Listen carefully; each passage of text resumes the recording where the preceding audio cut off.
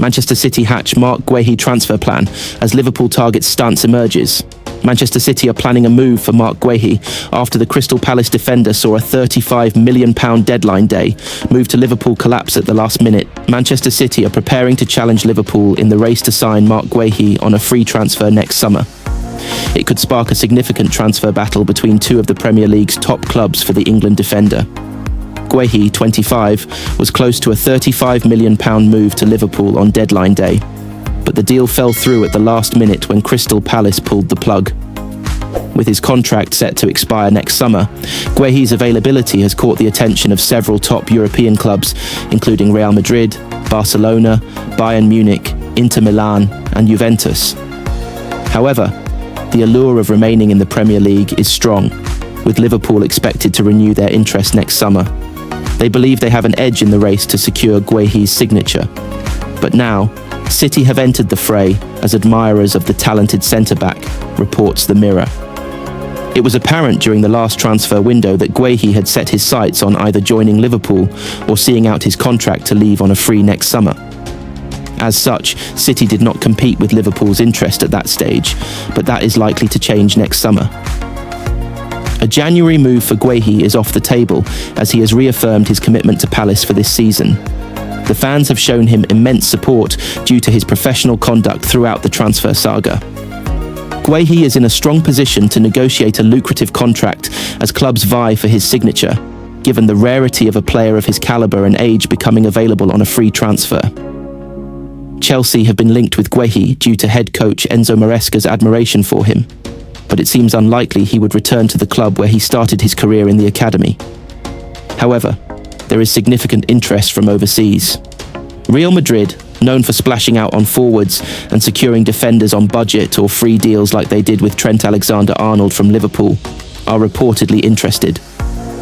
Barcelona are also said to be keen, and Guehi's Ivorian passport, which classifies him as an EU player in Spain, could make him an even more appealing prospect for the La Liga heavyweights. Bayern Munich, having successfully signed Harry Kane, are also believed to be interested in Guehi, viewing him as a fantastic acquisition on a free transfer. Foreign clubs can begin negotiations with Guehi from the 1st of January and secure a pre-contract agreement, potentially giving them an edge over Premier League team. Ruben Amorim makes Man United sack admission after Manchester City defeat Manchester United, were beaten 3-0 by Manchester City in the first derby of the season, to leave them with just 4 points from their opening 4 Premier League games. Ruben Amorim has issued a stark warning to Manchester United after Sunday's defeat at Manchester City. The Red Devils head coach has insisted that if there is a desire from above to alter the club's playing style, he will need to be replaced as manager. United suffered a 3-0 loss at the hands of City in the season's first derby, leaving them with a mere 4 points from their first 4 Premier League matches. It marks their worst start to a season since the 1992-93 campaign.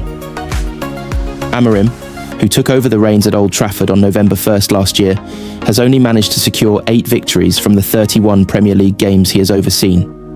As a result, United are languishing at the bottom of the 17-team table, which includes all teams that have been consistently present in the league since his appointment. Despite being contracted with the club until 2027, the recent loss is likely to stoke further doubts about Amorim's future at United.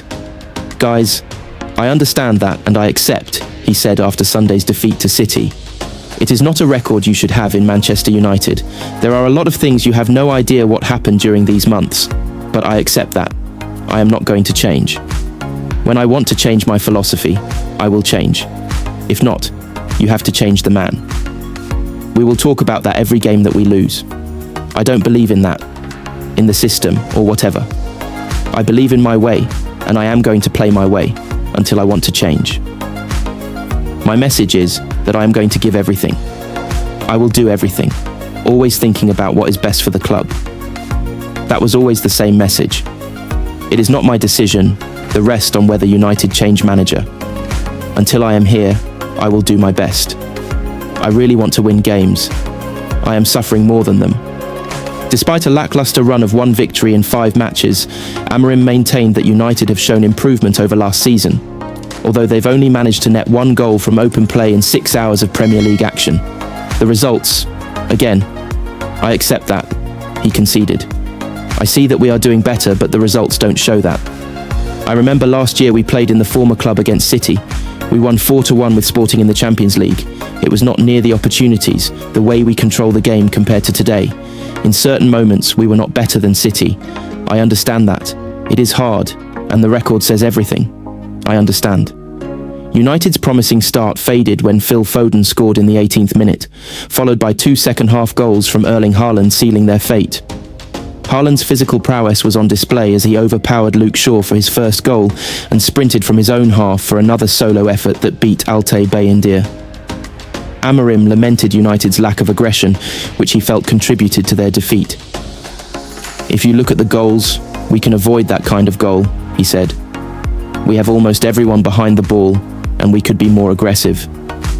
The second goal, in the moment of the game that we are pressing City, we suffer a goal in the throw-in. When we want to recover the ball instead of covering the space and then to win the ball, we let 2 players of City 1 against 1. The approach that we had in that play we can avoid, and we can close our goal. The third goal, Haaland has all the space. A confusion with our players, and then he has all the space to play. In these moments, I felt that if you look at the goals, there are moments we could avoid. That is the key of the game. It's to take advantage of these moments, and they took it. In transitions, a great shot from Bryan Mbeumo. In those moments, they were better than us. What Erling Haaland did to Gianluigi Donnarumma highlighted Man City transfer masterstroke. Gianluigi Donnarumma enjoyed a dream debut as Manchester City cantered past Manchester United to win the derby. It turned out we need not have worried. In a summer where Manchester City allowed 2 goalkeepers to leave and added a trio of new faces, the decision to move for Gianluigi Donnarumma was justified in stunning fashion in the Manchester derby. The ability of the 26-year-old was never in question. His ability to play the ball with his feet and how his presence between the posts would impact City's team were the main questions of the somewhat surprising decision to add the PSG keeper to the ranks just a matter of weeks after re-signing James Trafford. And while those questions still remain, they're of less relevance when you can do what the Italian did on the hour mark against Manchester United.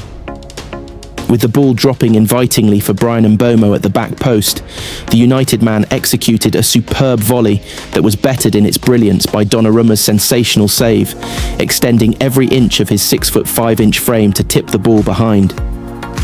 Erling Haaland, the 2-goal hero at the other end, couldn't believe what he had seen and was straight up to his new teammate, roaring his approval and giving the Italian a huge chest bump.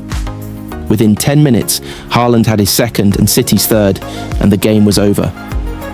It was a dream debut for Donnarumma. It always felt as though he would be thrown into the 11 after just a few sessions with his new teammates, and he barely put a foot wrong. Tough as it might be on Trafford, Donnarumma will be hard to dislodge on the early evidence. He was down well to save Benjamin Sesko's early chance and was out quickly to smother the same player on the half-hour mark. It was routine enough stuff, but unfussy and unflustered, as you would expect from a Champions League and European Championship winner. There had been some questions as to whether, despite his sizable frame, he would be able to dominate the penalty area, having sometimes struggled in France and on the international stage. But there were no such concerns against United. Donnarumma set the tone inside the first 5 minutes, with a strong hand on a cross into the box, and on the stroke of half-time he came well for a corner and got significant distance on another punch. The positives were clear to see, and while he didn't play the eye of the needle passes Ederson might have, he was tidy enough with his short game. There were a couple of occasions where he went long when the short ball might have been the option, and City ceded possession as a result. But that's nitpicking, even if it might be an area to note should City's style change with the 26-year-old in goal. As it was, Donnarumma wandered off the pitch in conversation with Peter Schmeichel, a Great Dane and a giant Italian. The new City keeper might be something of a throwback, but City are certainly in good hands with him at the back. Haaland summed it up after collecting his Player of the Match award. I might give it to Gigi actually. He was unbelievable. Manchester City player ratings versus Manchester United with Donnarumma and Haaland, brilliant, and 4 8 out of 10s. Manchester City claimed Derby Day, bragging rights with a 3-0 win against Manchester United at the Etihad, and it was familiar names who did the damage. Just as they did 3 years ago, Phil Foden and Erling Haaland combined to take down Manchester United at the Etihad and earn City Derby Day bragging rights. Foden and Haaland shared hat-tricks in that 6-3 win and got the goals between them again this time. Foden opened the scoring before 2 second-half Haaland strikes made sure of the 3 points and a 3-0 win that was serenely routine for the Blues. Gianluigi Donnarumma made his City debut in goal and produced one brilliant save, but otherwise it was a dominant display from Pep Guardiola's side as they got back to winning ways in style after 2 successive Premier League defeats. Manchester City versus Manchester United derby could have 12 stars missing after fresh injury blows. Manchester City and Manchester United have both been hit by a number of injuries ahead of their crunch Premier League derby clash at the Etihad Stadium on Sunday afternoon. Pep Guardiola and Ruben Amorim have both revealed they'll be missing several key stars for Sunday afternoon's Manchester derby showdown at the Etihad Stadium. United face fewer headaches, though Matthias Cunha and Mason Mount have suffered recent blows. Both players hobbled off during the thrilling 3-2 triumph over Burnley a fortnight ago, while Diogo Dalot withdrew from Portugal duty in September's break. The trio have been ruled out by Amorim for the cross-city clash. They in turn join Lisandro Martinez in Carrington's medical room at United's Carrington base. They are out for this game. I don't know how long it's going to take, Amorim stated in Friday's press conference. We need these guys to be a competitive team. We have very good players who are eager to play, so we will be competitive on Sunday. But they are out. When pressed on the potential length of their absences, Amorim continued, I don't want to say. If you talk to Cunha outside, he will say he can play this game. They are pushing really hard. As for City, Guardiola appears set to be without several vital figures. However, the Catalan head coach may also welcome back a crucial trio. On the brighter side there, Josko Gvardiol and Savinho have both resumed training lately and might therefore be involved, while Phil